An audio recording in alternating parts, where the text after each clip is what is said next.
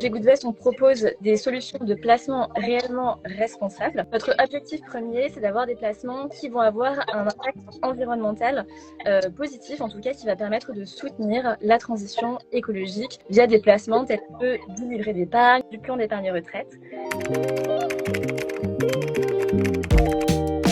La solution qu'on a essayé d'apporter, en fait, elle partait d'un constat assez simple et en même temps assez dramatique. Aujourd'hui, les acteurs de l'investissement historique continuent d'investir massivement dans les secteurs et les entreprises les plus polluants et les plus destructeurs finalement.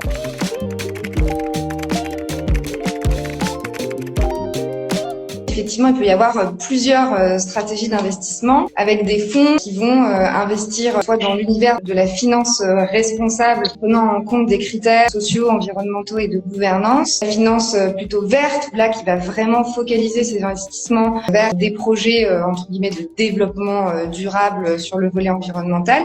Et puis, on a aussi la finance solidaire, qui est un peu notre spécialité chez FAIR, où là, effectivement, il y a vraiment l'enjeu de pouvoir lier le social et l'environnemental et de pouvoir contribuer à financer des projets d'utilité sociale.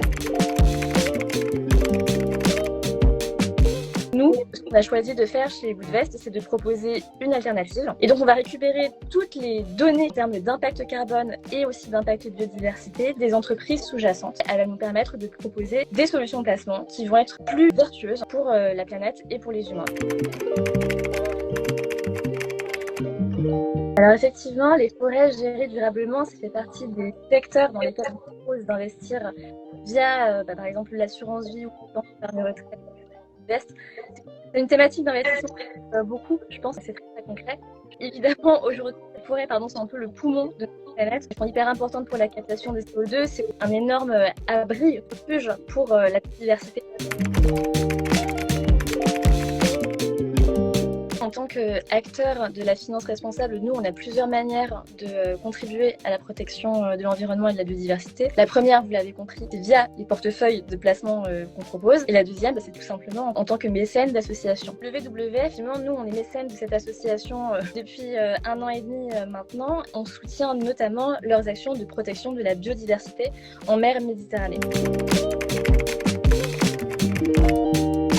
Il y a plusieurs indicateurs qui peuvent vous aiguiller sur l'aspect responsable ou non d'un placement. Premier et le plus accessible, c'est nécessairement les labels. Il existe différents labels, Finansol évidemment pour l'impact social, et ensuite, d'un point de vue impact environnemental, les plus connus sont le label ISR et le label Green Finance. C'est vrai que les labels, effectivement, c'est des bons repères qui permettent de s'assurer qu'il y ait des comités indépendants avec des cahiers des charges exigeants et qui sont des produits qui sont audités, contrôlés. Le label Finansol, c'est aussi du coup le credo de pouvoir apporter de la transparence et de la lisibilité aux épargnants.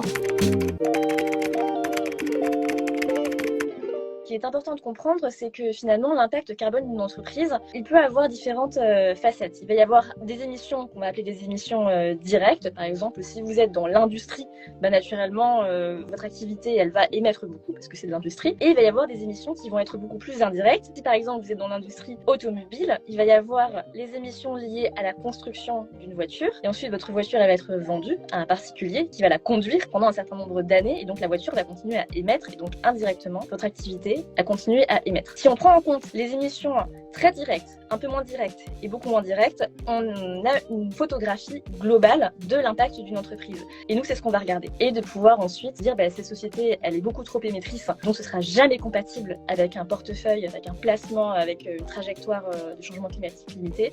Et donc, malheureusement, on va devoir exclure ce fonds d'investissement.